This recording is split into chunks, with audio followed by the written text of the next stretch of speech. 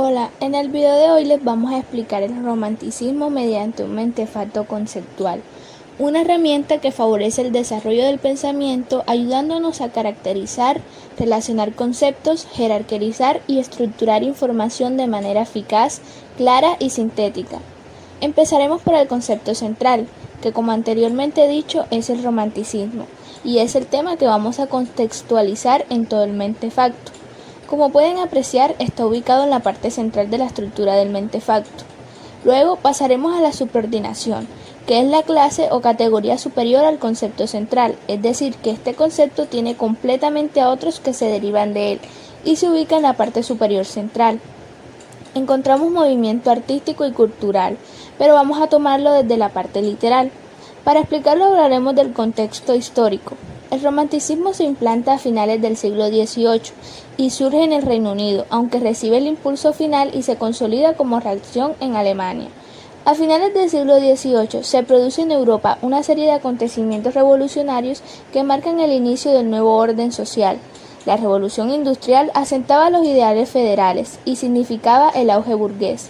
La americana creó los derechos individuales y la francesa proclamaba la libertad, igualdad y fraternidad de los pueblos. Por lo que se refiere al mundo de las ideas, es una época donde los pensadores comienzan a minar las reglas y el concepto de la razón tan utilizado durante años atrás. El romanticismo supuso el fin del orden clásico, sobre todo en la cuestión perspectivista. Acabó con la monarquía absoluta, con la razón y la regla. Ahora pasamos a la oclusión. Allí encontramos conceptos que pertenecen a la subordinación, pero son diferentes al concepto central. Lo ubicamos en la parte derecha, asociado con un símbolo diferencia a la clase del concepto central. En este solo encontramos el neoclasicismo, el cual tiene como principal fuente de inspiración la antigüedad clásica. Por otro lado, el romanticismo defendía los principios opuestos como sentimientos, originalidad, libertad y fuerza.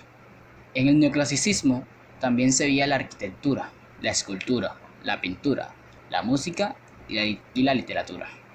Y el romanticismo nació como la respuesta revolucionaria que tenía otros tipos de principios como la originalidad, libertad, sentimientos y fuerza.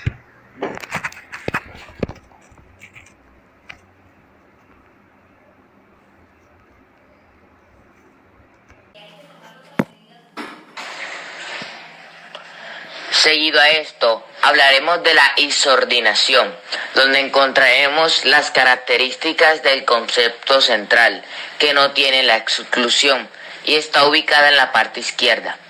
Las características del romanticismo son exaltación de los sentimientos y la subjetividad, exaltación de la fantasía e interés en lo exótico. Para explicarlo tomaremos el poema Acuérdate de mí de Lord Byron y citaremos la estrofa número 1. Llora en silencio mi alma solitaria, excepto cuando esté mi corazón, unido al tuyo en celestial alianza de mutuo suspirar y mutuo amor. Aquí se evidencia una de las características del romanticismo, que sería la exaltación de los sentimientos y la subjetividad. Y finalmente hablaremos de la infraordinación, pero primero tenemos que tomar unos criterios que nos ayudarán a entender mejor. En este caso, los que utilizaremos son según las manifestaciones literarias y los géneros literarios. El romanticismo fue un movimiento que afectó diversos campos. En esta vez nos centraremos en el campo literario. Este caracterizó de la producción romántica, que fue el interés por temas como la naturaleza, la poesía popular del pasado, las leyendas de Edad Media o el teatro del siglo de oro español. En esto sobresalieron las figuras de Walter Scott y Lord Byron en Inglaterra, Heine en Alemania y Victor Hugo en Francia. Ahora pasemos al campo de según sus géneros literarios. En el romanticismo la poesía, el teatro y la prosa fueron los géneros más utilizados. El género dominante en el teatro fue el drama.